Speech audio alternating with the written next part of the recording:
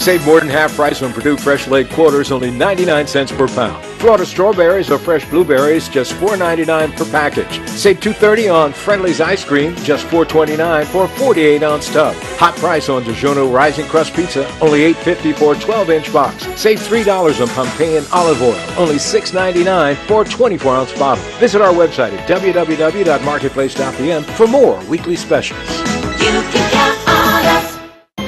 Live from Bermuda Broadcasting, this is ZBM TV9 News. Good evening, everyone. It's Thursday, February 22nd, 2018. I'm Diane Brewer, and thank you for joining us tonight.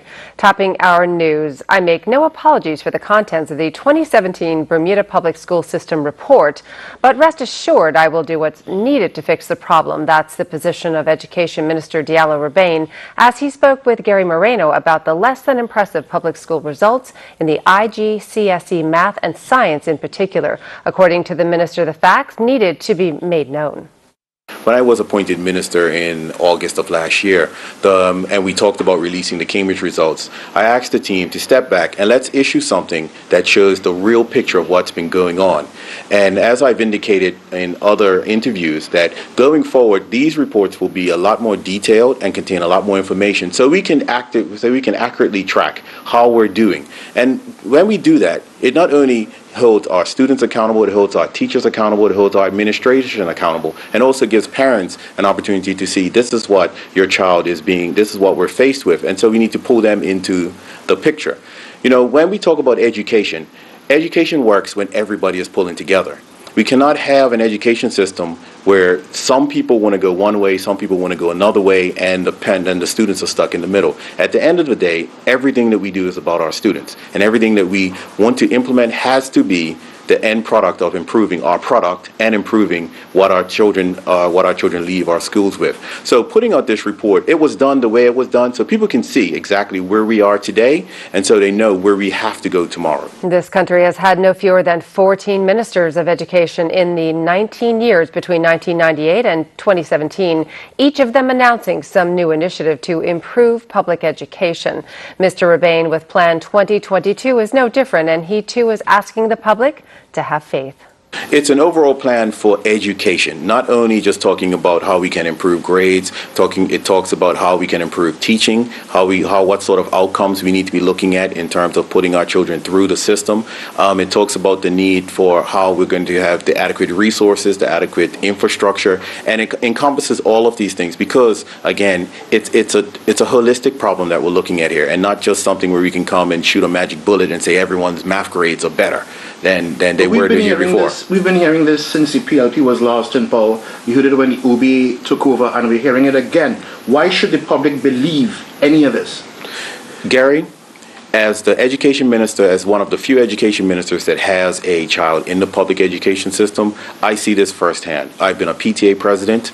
I've dealt with schools. I see firsthand what goes on in the schools themselves, and there's a vested interest, I know from myself, to push this forward and to make sure that we have a system that we can all be proud of.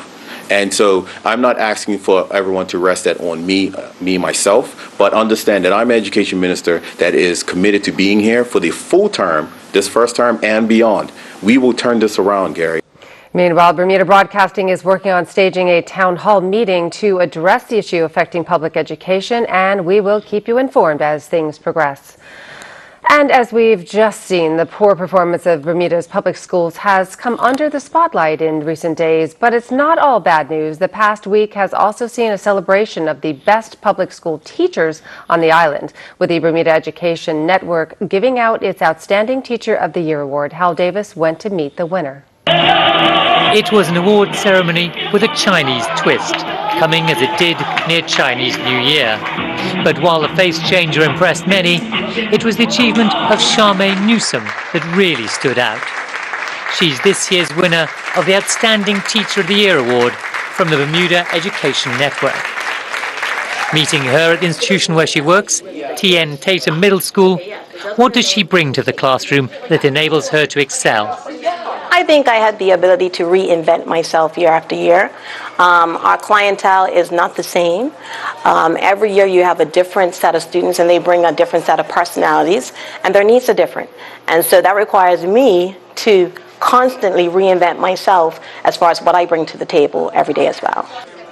After 20 years teaching social studies, Miss Newsom has a whole toolbox of skills to enable her to work with children, according to her principal. She has the gift of being an educator who allows herself to use different tools at the appropriate time to meet the needs of the children. And what we see is in the rewards are how the students are being able to do well on assessments, how they are very confident with speaking in front of individuals. And she's a teacher that if anyone took social studies before they came to her class and didn't like it, she turns them around. Talking with her students, it's clear that Miss Newsom is an exceptional educator.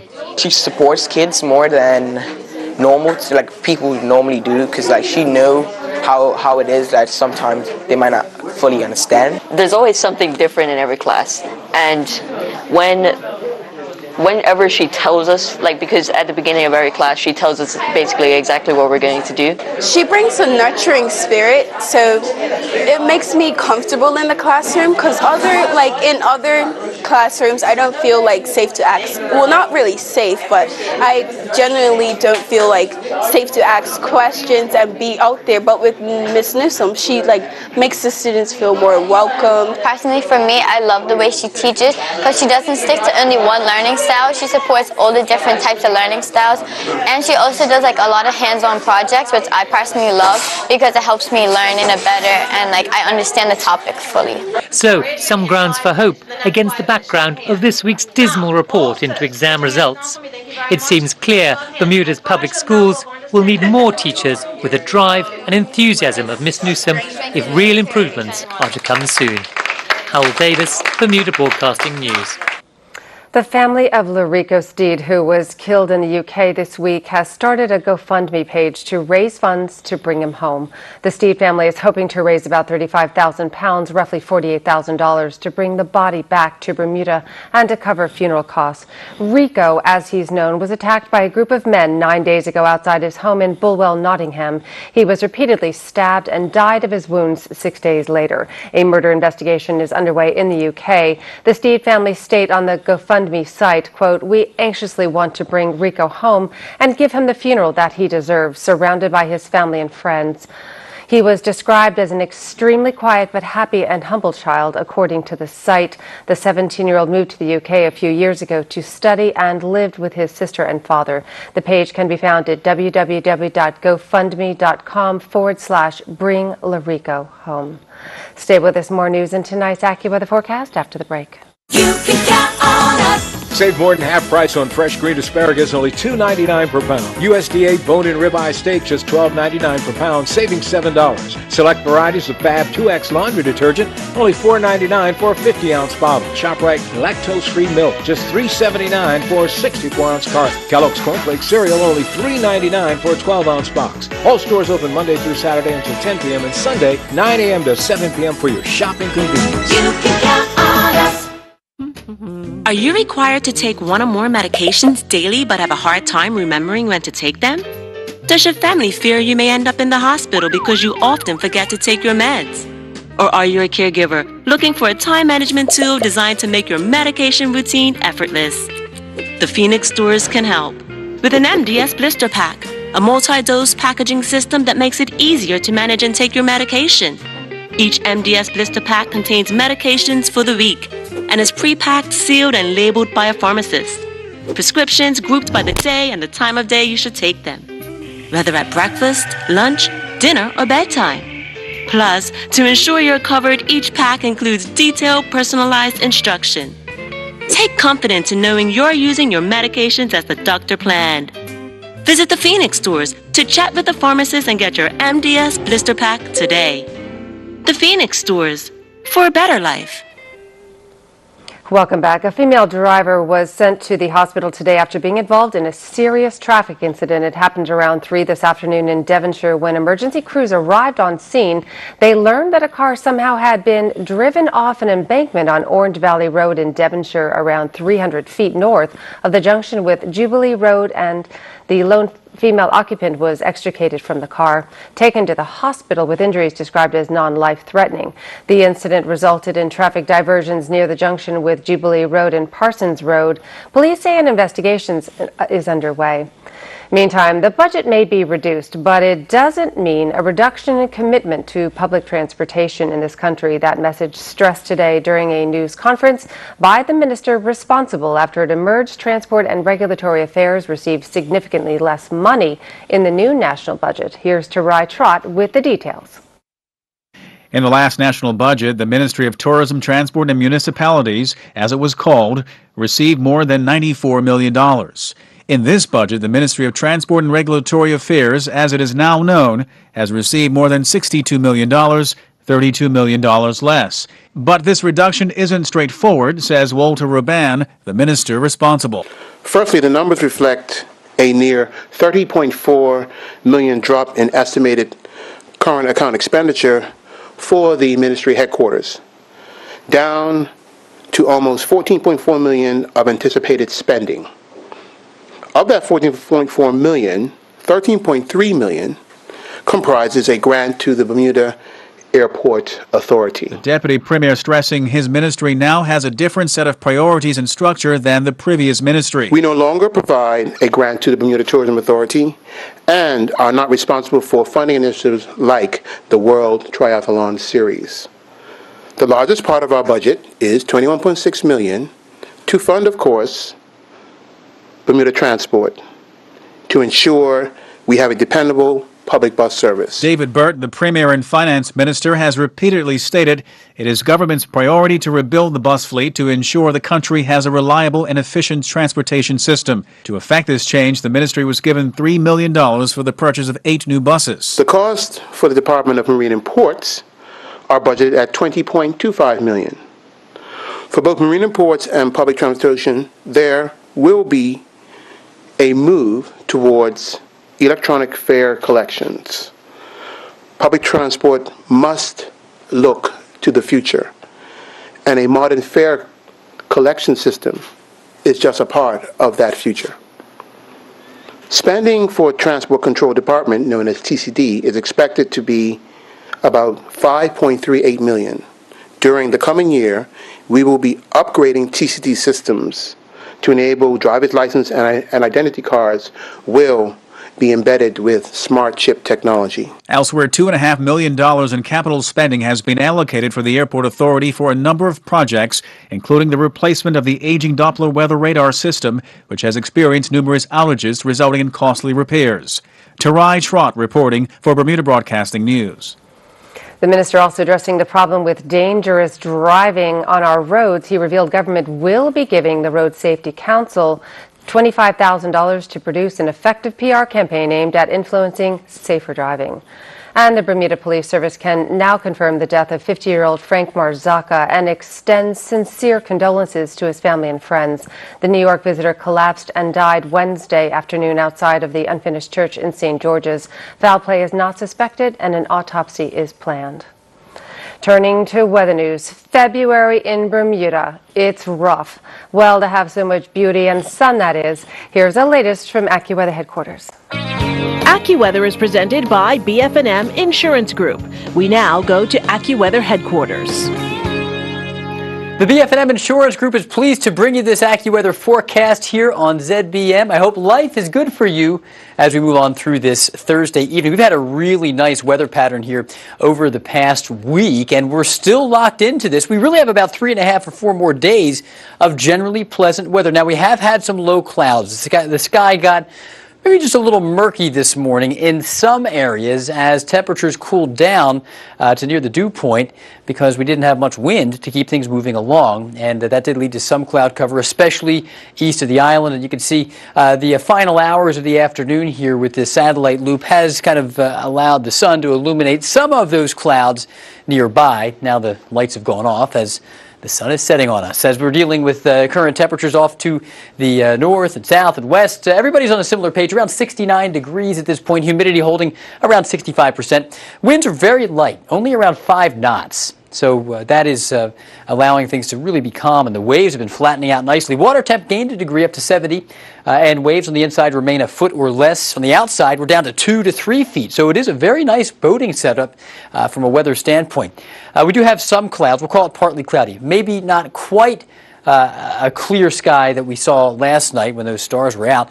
And tomorrow we're going to go with intervals of clouds and sunshine because of some of these low clouds that have been able to pop up, partly because the winds have been so light and temperatures have been able to dip down to near the dew point at times, at least in the early morning. So here we have the tide chart for you. We are coming out from a high tide that was back around 12:48 p.m. Low tide soon to arrive at 6:56 p.m.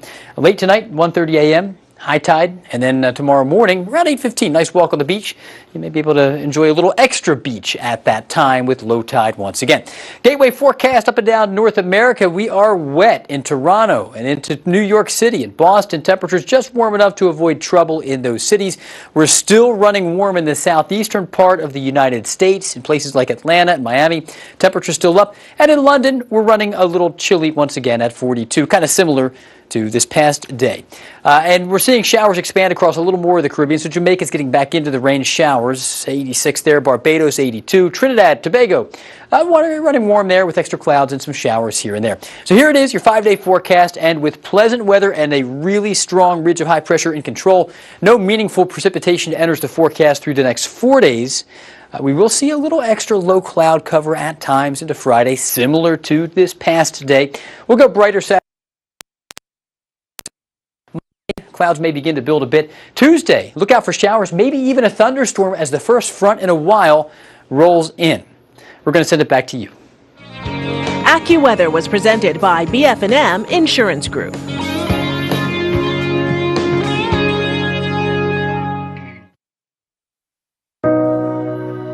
All my life is changing every day, every possible way. Then I open up and see the person falling here is me. 'Cause you're a dream to me. Made with care, handled with care, delivered with care. That's what dreams are made of.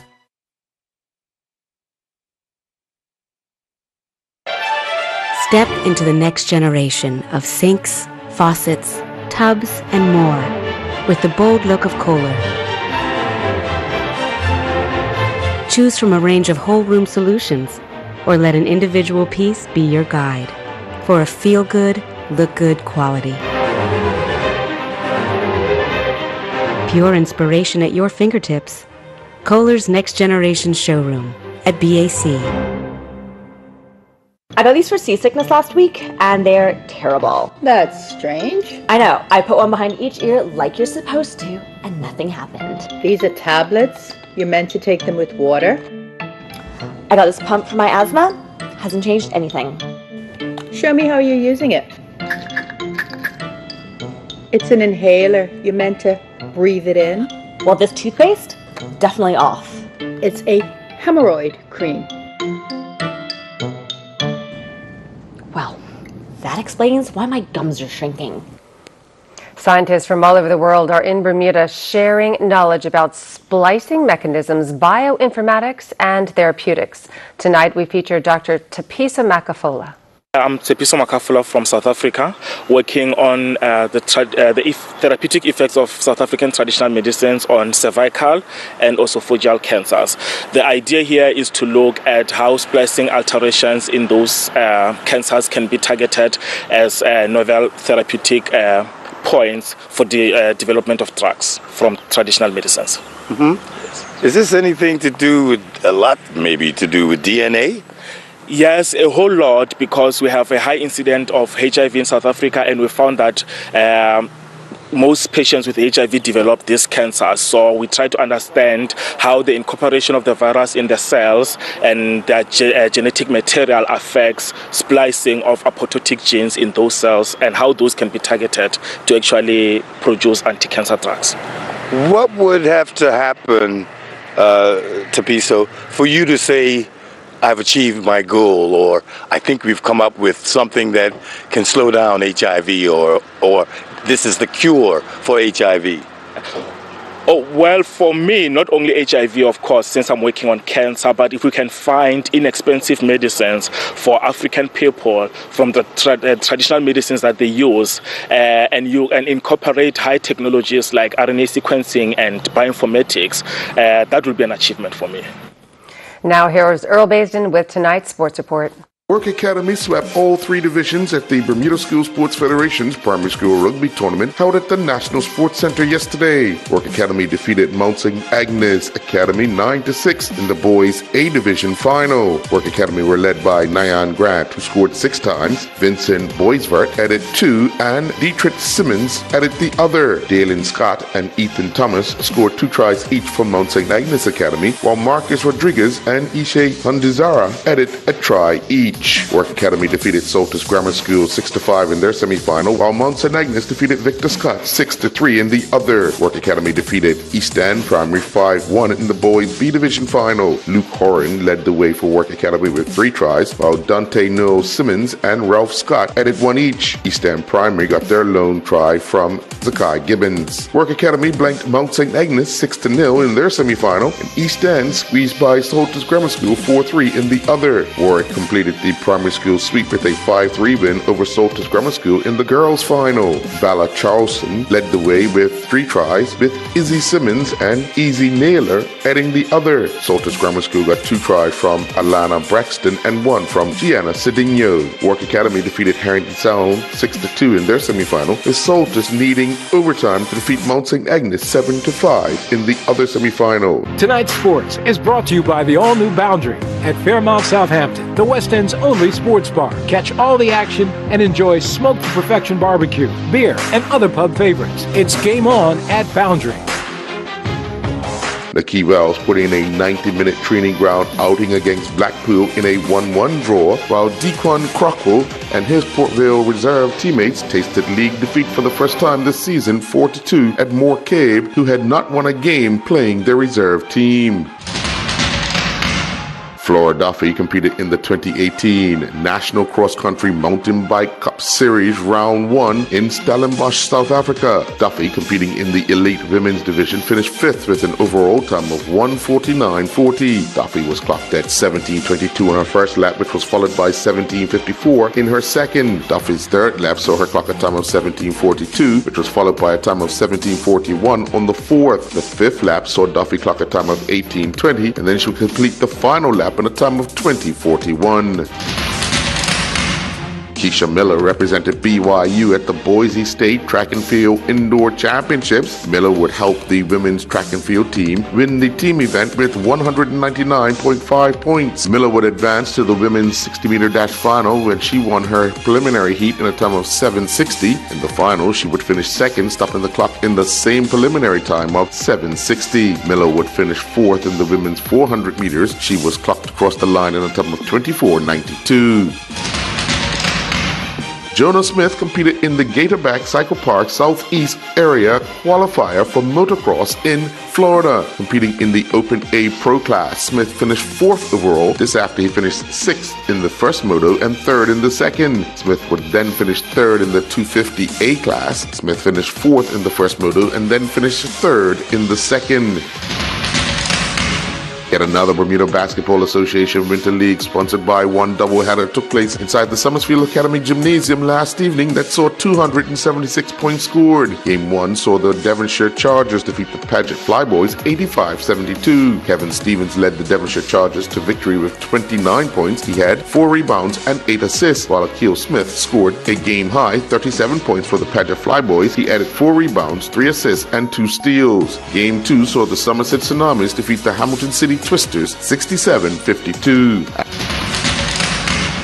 After After 7 races in the 2017-18 Furniture Walk Mountain Bike Race Series, we now bring you the current championship point leaders. Charles Schwartz is the leader in the male A division with 92 points. Adam Kirk is in second with 72. Matthew Oliveira is in third with 50. Hans Hershey leads the male veteran division with 175 points, while Andrew Hearn is in second with 119 points, and Gareth Fleming is third with 105 points. Sarah Burnett is the leader in the female veteran division with 75 points, while Karen Smith is in second with 44. With 161 points, Nicholas Narroway leads the male B division. Blake Kamara is in second with 129 points, and Alan Potts is in third with 129 points.